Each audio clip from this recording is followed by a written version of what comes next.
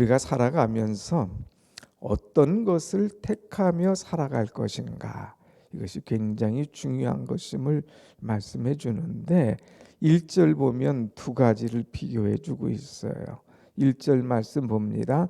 많은 재물보다, 다 같이 많은 재물보다 명예를 택할 것이요 은이나 금보다 은총을 더욱 택할 것이니라. 아멘. 뭐를 택할 거냐 이거예요. 많은 재물을 택할 거냐, 명예를 택할 거냐, 은이나 금이나 이런 것들 택할 거냐, 은총을 택할 거냐. 이 많은 재물, 금, 은 다 똑같은 거죠.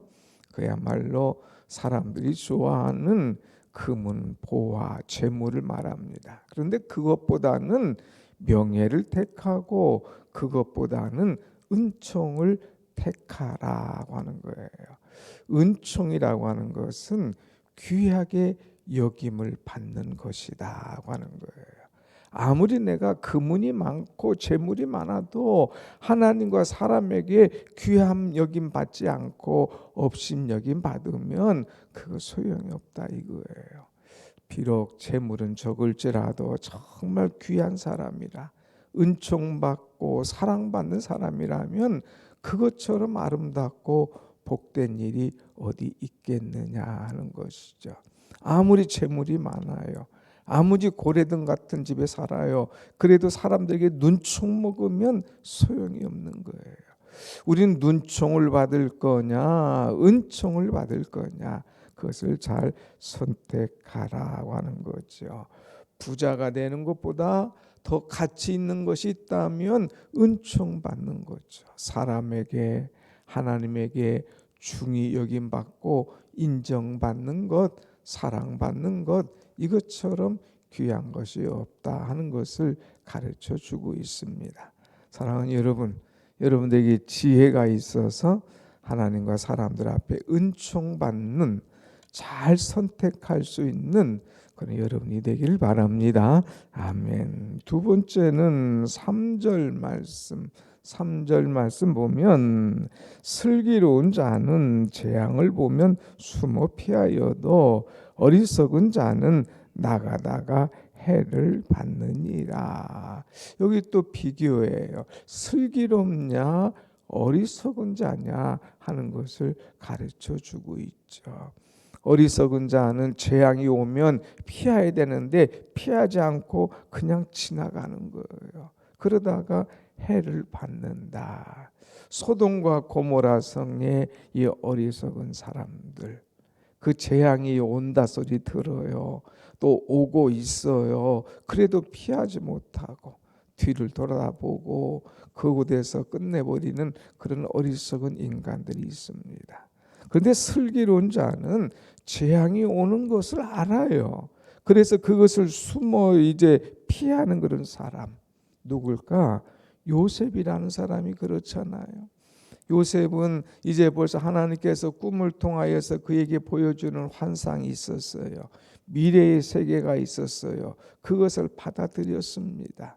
7년 동안은 풍년이 올 것이다. 7년 동안은 흉년이 올 것이다. 그거 아는 것으로 끝난 것이 아니라, 아하, 풍년이 왔을 때에 흉년을 대비해야 되지 않겠느냐. 그래서 창고를 져놓고 모든 곡식들을, 모든 것들을 다 저장해 놓고 준비했습니다. 정말 7년간 흉년이 올 때 사람들은 좋을 때 좋아한 거지 하고 이 흉년을 대비하지 못한 거예요. 그러다가 꾸러 다닙니다. 얻으러 다닙니다. 손 벌리고 다닙니다. 그럴 때 요셉은 앉아서 그것을 나눠주고, 때로는 그것을 그냥 주면 공짜니까 안 되겠다 싶어서 돈을 받고 팔면서 그들이 아껴 먹게 하고 지혜롭게 7년 흉년을 이겨나가는 것을 보게 되죠. 여러분, 슬기로운 자는 재앙을 피한다고 했습니다. 그러나 미련한 자는 재앙이 오는 걸 알면서도 매를 벌어요. 자꾸 그 앞에 가는 어리석은 자가 되어서는 안 될 것을, 그래서 우리가 어떤 것을 택할 거냐 하는 것을 또 가르쳐 주고 있죠. 그 다음에 4절 말씀 보면 4절 시작. 겸손과 여호와를 경외함의 보상은 재물과 영광과 생명이니라. 아멘. 자, 여기 사람들이 다 좋아하는 거 나오죠. 재물 싫어하는 사람이 있습니까? 영광 싫어하는 사람이 있습니까? 생명을 마다하는 사람이 있겠어요? 그런데 이런 재물과 영광과 이 생명이 어디로부터 나오느냐? 하나님을 경외함의 보상이다 그랬어요. 겸손하고 하나님을 경외하는 자에게 하나님께서 보상을 주신다는 거예요. 보상. 여러분, 세상이 주는 보상보다 하나님이 주시는 보상은 정확하고 풍성하고 그것은 영원한 생명으로 우리에게 허락하여 주신다고 하는 것, 이것이 얼마나 귀합니까? 내가 뭐 조금 더 보상 많이 받으려고 아무리 뭐 애둥바둥해도, 내가 조금 더 영광 얻으려고 뭐 거짓 증명서를 만들어도, 내가 조금 더 살려고 생명 연장하려고 뭐 가진 약품을 다 써도 소용이 없는 거죠. 그러나 하나님께 주시는 보상은 정확한 거예요. 재물과 영광과 생명이다. 여러분, 겸손하고 하나님을 경외함으로 말미암아 하나님께서 주시는 절대적인 보상을 받는, 그래서 축복을 누리며 살아가는 여러분의 심령이 되시기를 축원합니다. 아멘.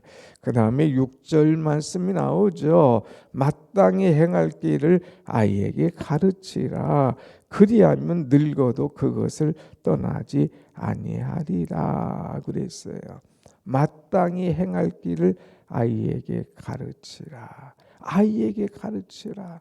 어린아이에게 가르치라. 어렸을 때일수록 바로 가르치는 것.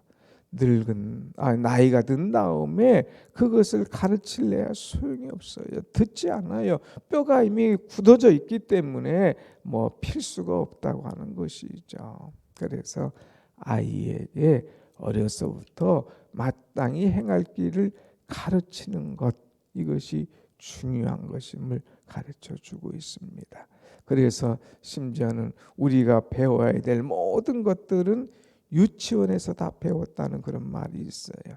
유치원에서 어렸을 때부터 가르치는 거예요. 그것이 생활화가 되고 그것이 습관화가 되고 그것이 자기의 바른 인생관이 되는 거예요. 그때 안 가르쳐 버리니까 나중에 하다 보니까 나중에는 가르칠 수가 없어요. 돌이킬 수가 없다고 하는 것이죠. 이제 뭐 가진 어린아이가 없잖아요, 우리는. 그러나 우리에게는 또 할 수 있는 게 있어요. 손주가 있지 않습니까? 사실 엄마들이 아빠들이 어린아이들 가르치는 것은 어려워. 자기도 막 바쁜데 둘이 바빠서 직장 다니고 둘이 뭐 그냥 바쁘니까 애들 소중함과 애들 가르칠 시간 없고 그냥 학원에다 다 맡기잖아요. 그런데 우리들은 어떻습니까? 손주 예쁘잖아. 뭐 가르쳐야 되는 부담 없잖아요. 앉혀놓고 성경 구절 하나라도 가르치면서 잠언의 말씀을 매일 한 장씩 읽으면 하나씩이라도 아이에게 가르칠 거 있잖아요. 그래서 아이에게 하나씩이라고 어려서부터 가르쳐주면 나의 사랑하는 채 비록 헤어졌으나 어머니 무릎이 아니라 할머니의 무릎 위에 앉아서, 할머니 무릎 위에서, 할아버지 무릎 위에서 하나라도 말씀을 가르치고 주의 지혜를 가르치면 틀림이 없는 거예요. 애들이 할머니 좋아하잖아요. 근데 세상에 공짜가 어디 있어요. 하나 용돈 주고 또 가르치고, 가르치면 또 말씀을 암송하게 하고, 이것이 얼마나 귀한가 하는 것을 알고, 여러분, 우리가 아이들에게, 자녀들에게, 손주들에게 어려서부터 행할 길을, 마땅히 걸어갈 길을 가르쳐 줄 수 있는 지혜와 믿음이 여러분 가운데 있기를 축복합니다. 아멘. 그 다음에 13절 말씀 봅니다. 13절 시작. 게으른 자는 말하기를 사자가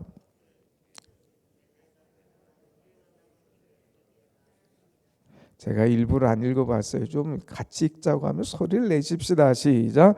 게으른 자는 말하기를 사자가 밖에 있은즉 내가 나가면 거리에서 찢기겠다 하느니라. 게으른 자.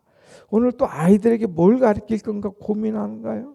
게으른 자의 모습은 어떤 모습인 줄 아니? 너 게으르면 안 돼. 이 게으름은 나도 모르게 점점 더 게을러진단다. 성경에 게으른 자에 대해서 많이 말씀하고 있어. 그러면서 오늘 우리는 잠언에 대해서 게으른 자에 대해서 지금 몇 번 나오잖아요. 이 게으른 자 뭐는요? 이 롤러 그 에스컬레이팅이에요. 에스컬레이팅. 여러분 엘리베이터 타면 쫙 올라오잖아요. 게으름도요 순식간에 쫙 빨라요. 얼마나 푹 내려가는지 몰라요. 우리 말씀 보면 좀 더 자자, 좀 더 눕자, 좀 더 졸자. 그런 사람은 빈궁이 도적같이 쫙 오는 거예요. 아 조금 더 자자 그러면은 아 그냥 정신 없어요. 내가 조금만 자지나요? 그냥 푹 자지는 거예요. 제가 오늘 새벽에 좀 늦었습니다. 해놓고 4시 반에 딱 가려고 해놨는데 또 조금만 35분에 조금만 정신 차려보니까 5시가 훅 넘었어요. 그래서 오늘 일찍만 못 나왔는데 이거 뭐예요? 조금 눕자, 조금만 졸자, 조금만 자자 그러면 나도 모르게 그냥 이게 푹 내려가는 거예요. 그러니까 이 게으르지 않도록 엊그제 또 게으름에 대해서 얘기했잖아요. 게으름. 그건 자기도 모르게 그냥 빈궁한 것들이 막 온다고 하는 거예요. 또 게으른 사람 어떻다고 그랬어요. 손을 그릇에 넣고도 입에 올리지 않는 그런 사람. 게으른 사람은 이 부지런함이 없어요. 게으른 사람은 항상 핑계를 대는 거예요. 항상 늦는 사람은 핑계가 있어. 핑계가 있어. 뭐해서 늦었고 뭐해서 늦었고. 그런데 부지런한 사람 핑계 없어요. 딱 미리 와서 촥 있으니까. 그래서 우리는 이 게으른 자는 지혜롭지 못해요. 게으른 자는 핑계가 많아요.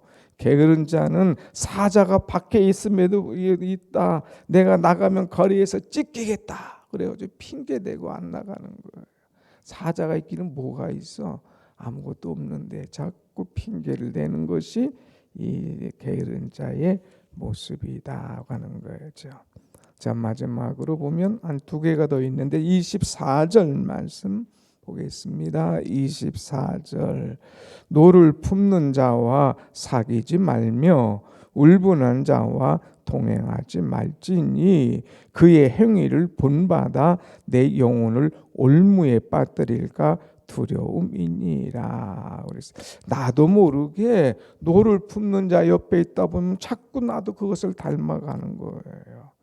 이제 막 울분한 자와 있다 보면 나도 막 울분하고 막 그렇게 하는 거예요. 그러니까 그런 사람하고 사귀지 마라. 그런 사람하고 동행하지 마라 하는 거예요. 막 화가 많은 사람 있잖아요. 막 그냥 울분한 자가 있잖아요. 그런 사람하고 있다 보면 나도 물들어요. 나도 그런 얘기 듣다 보면 나도 그런 사람이 되는 거예요. 그러다 보면 이제 화가 임하고 그러다 보면 그 행위를 본받아서 내 영혼이 올무에 빠질 것이다 하는 것. 누구와 동행하느냐 이거 굉장히 중요합니다. 그래서 우리가 신앙생활할 때도 신앙의 좋은 모델을 보고 그 사람과 동행해야 돼요. 그래서 내가 없는 것을 가진 그분의 이 모습을 보고 본받고 도전받고 따를 수 있는 사람이 돼야 되지 그렇지 않은 것을 보면 나도 모르게 그쪽으로 간다고 하는 것 알고 신앙의 좋은 모델을 본받을 수 있는 사람이 되어야 될 것이다 하는 겁니다. 마지막 26절 7절 다 같이 봅니다. 시작. 너는 사랑과 더불어 손을 잡지 말며 남의 빛에 보증을 서지 말라. 만일 갚을 것이 내게 없으면 내 누운 침상도 빼앗길 것이라. 내가 어찌 그리 하겠느냐. 여기 보면 보증 서지 마라. 이 잠언의 말씀에 몇 번이나 이것도 계속 나오는 것을 보지요. 보증 서지 마라. 남의 빚에 보증 서지 마라. 그러다 보면 내 눈 침상도 빼앗길 것이라 그랬어요. 빚 보증 섰다가 그걸 갚지 못해서 빨간 딱지 붙이고 쫓겨나가는 집들 우리는 많이 보잖아요. 옛날에는 그런 일이 참 많았어요. 우리의 동네의 어르신들 보면 무너지는 사람이 세 사람들이에요. 술을 많이 드시고 호랑방탕하다 무너지고, 그냥 또 계집질하다가 무너지고, 보증 섰다가 무너지고. 이 무너지는 이 우리의 옛 어른들이 세 종류예요. 술 문제, 이성 문제, 보증 문제. 그냥 남의 집에 보증 그냥 잘 쓰는 거예요. 그러다가는 그 보증, 그 빚 내가 다 떠안게 되고, 나중에는 다 길거리 나가서 애들 다 거지 만드는 그런 모습들 우리 어른들이 중에도 있는 분이 있잖아요. 보증 서지 마라. 보증. 요즘에 이런 건 철저하게 우리가 주의하지만 이 보증 서는 것, 이거 아주 중요한 문제예요. 그래서 남의 빚에 보증 서지 마라. 그러다 보면 내 눈 침상도 빼앗길 것이다 하는 걸 알고, 빚 보증 서지 말고, 함부로 우리가 도장 찍지 말고, 함부로 사인하지 말고, 항상 지킬 것을 지키면서 믿음으로 살아가라 하는 말씀을 주고 있습니다. 오늘 여러 가지 말씀이 있지만 특별히 1절의 말씀, 많은 재물보다 명예를 택할 것이고 금 은보다 은총을 택할 것이라 하는 말씀 붙잡고 잘 택하여서 하나님께 주시는 은혜와 평강과 영광과 생명을 얻으며 살아가는 복된 여러분들 다 되시기를 축복합니다. 아멘. 기도하겠습니다.